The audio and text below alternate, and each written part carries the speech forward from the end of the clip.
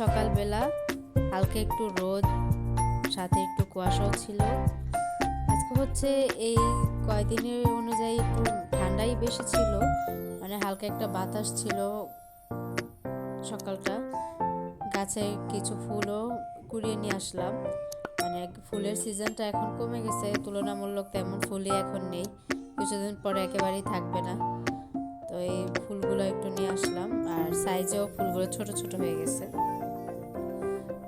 তো সকালবেলা হচ্ছে একটু ভালোভাবে রোদ ওঠার পরে হচ্ছে কিছুদিন ধরেই আর কি পাখিগুলোকে একটু রোদে দিব, যেখানটায় আর কি রাখি সেখানে ভালোভাবে রোদটা আসে না, তাই হচ্ছে একটু পাখিগুলোকে রোদে দেওয়ার জন্য আজকে একটু পাখিগুলোকে একদম খাঁচাটা বের করে উঠোনে একটু রোদে দিলাম, সাথে ওদের একটু খাবার দিয়েছি।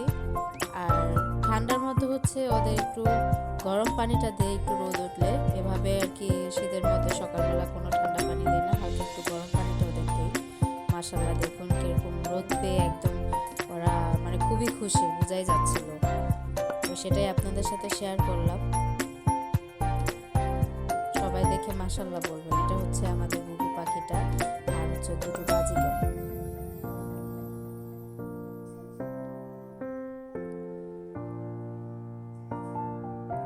প্রচণ্ড রকমের ঠান্ডা পড়ে বিকেলের পরপরেই, তো ওদেরকে একেবারে কাপড় দিয়ে ঢেকে দেই যাতে করে ঠান্ডা না আসে। আর এরকম একটু রোদে অনেক দিন ধরে পারছি না ওরকমভাবে রোদ দিতে, তো আজকে চিন্তা করলাম যে না, সব কিছু রেখে আগে ওদেরকে একটু রোদে দিয়ে নেই।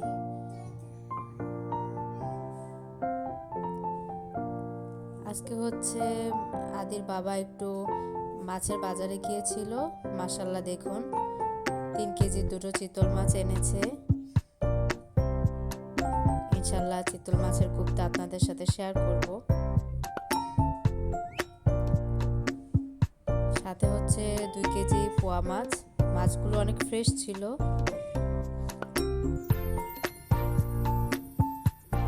আর হচ্ছে 4 কেজি একটা রুই মাছ। মানে আজকে হচ্ছে এই বাজারগুলো হচ্ছে আমাদের রান্না আর কি শেষ, রান্নার পরে হচ্ছে বাজার করে নিয়ে আসছে, মানে ওইভাবে যে ফ্রেশ মাছ এনে যে রান্নাটা দেখাবো সেটা দেখাতে পারিনি। তো আগেই হচ্ছে আম্মু রান্না করে ফেলছে আজকে।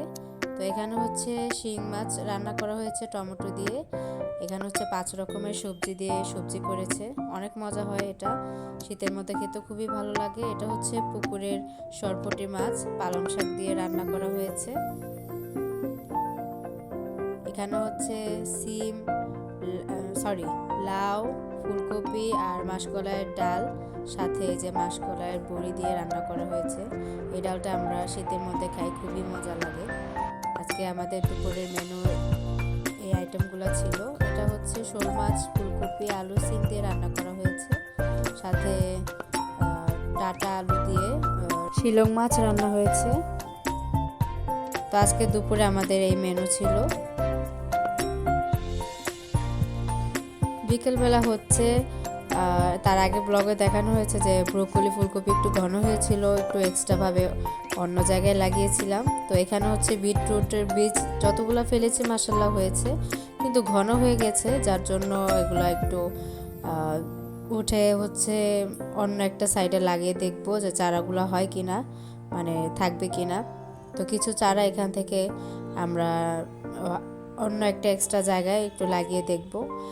এপাশে হচ্ছে গাজরের বীজগুলো মাশাআল্লাহ এগুলো অনেক ভালোভাবে হয়েছে, বাট বিটরুটটা যেমন বেশি ঘন হয়েছে, গাজরটা আরেকটু আমরা দেখব, আর একটু বড় হলে তারপর দেখব এখান থেকে নিয়ে একটু অন্য জায়গায় লাগাবো, যাতে করে ট্রাই করে দেখব হয় কিনা।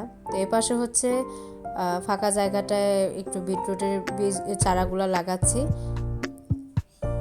যদি হয় তাহলে আমরা এরকম এক্সট্রাভাবে উঠিয়ে একটু ফাঁকা ফাঁকা করে লাগাবো। এটা হচ্ছে মালতা গাছ, এই ছাদের থেকে গাছটা আনা হয়েছিল, মানে ছাদে যখন ছিল অবস্থাটা খুবই খারাপ হয়ে গেছে, মাশাআল্লাহ একটু নিচের বাগানে লাগানোর পর থেকে গাছটা একটু ভালো আছে, আশা করি ফলও হবে ইনশাল্লাহ। এটাতে এত পরিমাণ মালতা হতো, মানে এত মিষ্টি হতো, তো হঠাৎ করে গাছটা আর কি আর ফল হয়নি। তো আজকে না, মানে আরও কিছুদিন আগে হচ্ছে গাছটা লাগানো হয়েছে, মাশাআল্লাহ গাছটা টিকবে মনে হচ্ছে। এদিকে হচ্ছে সিম গাছ আর লাউ গাছ লাগানো হয়েছে।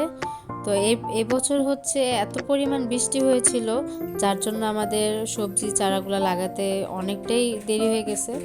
মাশাল্লাহ এখানে দেখুন লাউ গাছের ফুল এসেছে, সবাই দেখে মাশাল্লাহ বলবেন।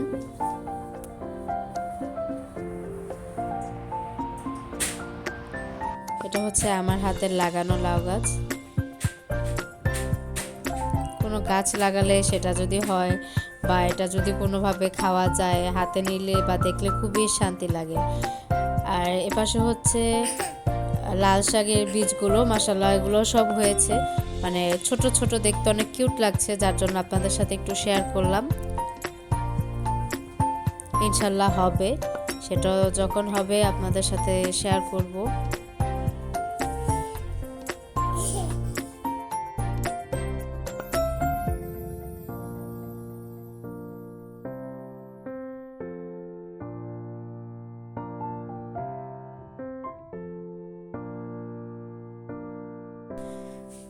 তো বিকেলের পরপরই হচ্ছে সন্ধ্যার দিকে আমি একটা নাস্তা বানাবো।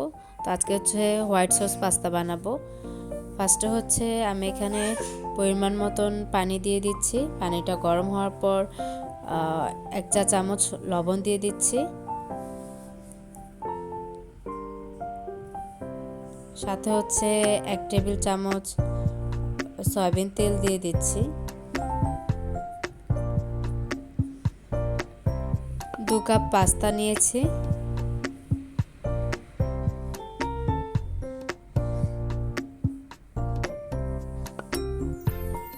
ভালোভাবে সেদ্ধ হলে পাস্তাটা নামিয়ে নিব।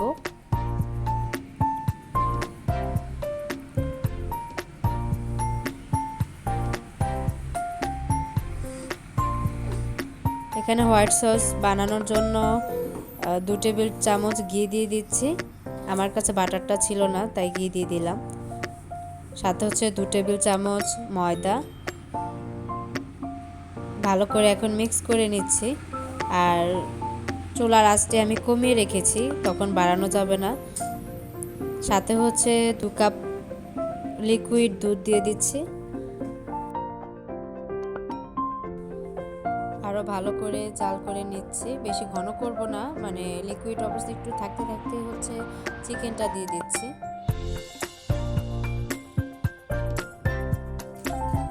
হালকাভাবে একটু নেড়ে নিচ্ছি। 1 চা চামচ লবণ, 1 চা চামচ গোলমরিচ গুঁড়ো, 1 চা চামচ চিনি। আরও ভালো করে মিক্স করে নিচ্ছি।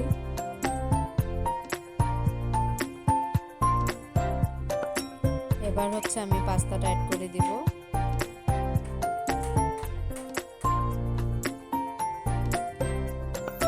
একটু ভালোভাবে আস্তে আস্তে মিক্স করে নেব।